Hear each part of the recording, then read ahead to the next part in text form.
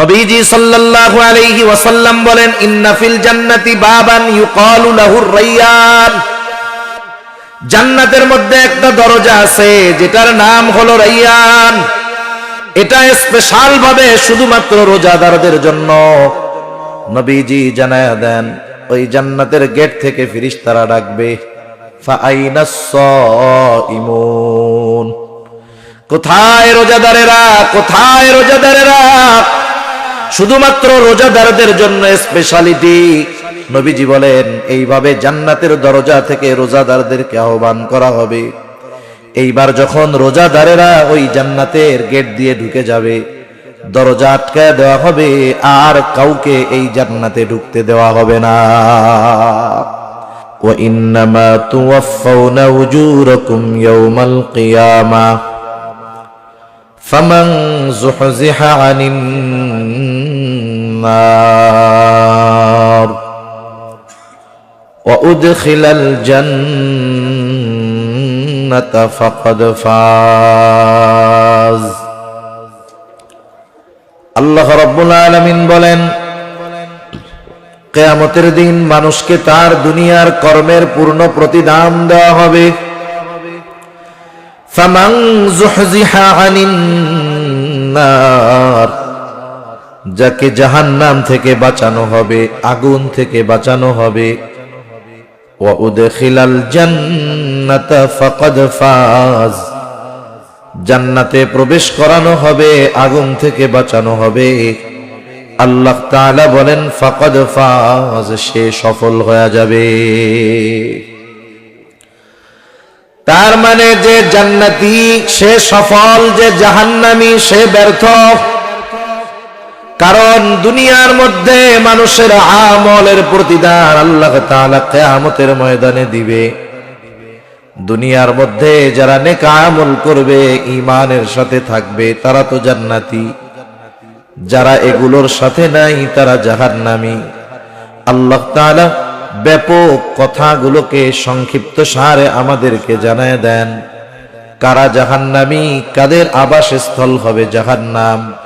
আল্লাহ তাআলা বলেন, ফাআম্মা মান তাগা ওয়া আসারাল হায়াতাদ দুনিয়া ফাইন্নাল জাহিমা হিয়াল মাওয়া। আল্লাহ রাব্বুল আলামিন এখানে দুটো কারণকে সামনে আনছেন। আল্লাহ রাব্বুল আলামিন বলেন, ফাআম্মা মান তাগা, যে সীমা লঙ্ঘন করলো, সীমা লঙ্ঘন করলো, সীমা লঙ্ঘন করলো। সীমাটা কি? আপনারা জেনে থাকবেন, ভারতের সাথে আমাদের একটা বর্ডার আছে না নাই? চতুর্দিক দিয়ে তার কাটার বেড়া আছে বেশিরভাগ জায়গায়। এই সীমানার দ্বারা বোঝা যায় এটা বাংলাদেশের এরিয়া, ওইটা ভারতের এরিয়া। বলেন তো, কোন ব্যক্তি ভিসাবিহীন, পাসপোর্টবিহীন তথা ভারতীয় হাই কমিশনের অনুমতিবিহীন তাদের দেশে যদি সে প্রবেশ করে, তাহলে এই প্রবেশটা বৈধ নাকি অবৈধ? একটু চিন্তা করেন। আমাদের দেশেরও যেমন একটা সীমানা আছে, সীমা আছে, শরীয়তেরও এরকম একটা সীমা আছে। শরীয়তে আল্লাহ রাব্বুল আলামিন তার আদেশ নিষেধের একটা সীমানা দিয়ে দিয়েছেন। যেমন সীমানা কি? আল্লাহ তাআলা আদেশের মাধ্যমে কিছু সীমানা দিয়েছেন, নিষেধের মাধ্যমে কিছু সীমানা দিয়েছেন। আদেশ, বান্দা নামাজ পড়ো, কেউ যদি এই আদেশ মান্য করে সে শরীয়তের সীমার মধ্যে থাকলো, সে নিরাপদ। কিন্তু কেউ যদি এই আদেশ অমান্য করে নামাজ না পড়ে, সে সীমা লঙ্ঘন করলো।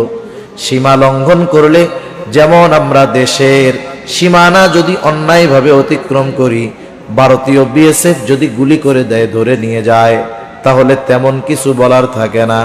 অনুরূপভাবে নামাজ পড়তে হবে, আদেশ, এটা শরীয়তের সীমা।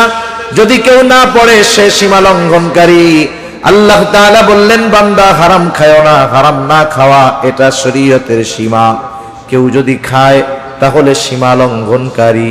এক কথায় আল্লাহ রাব্বুল আলামিনের যত আদেশ নিষেধ আছে সব কিছু যে মান্য করে সে শরীয়তের গণ্ডির মধ্যে থাকে,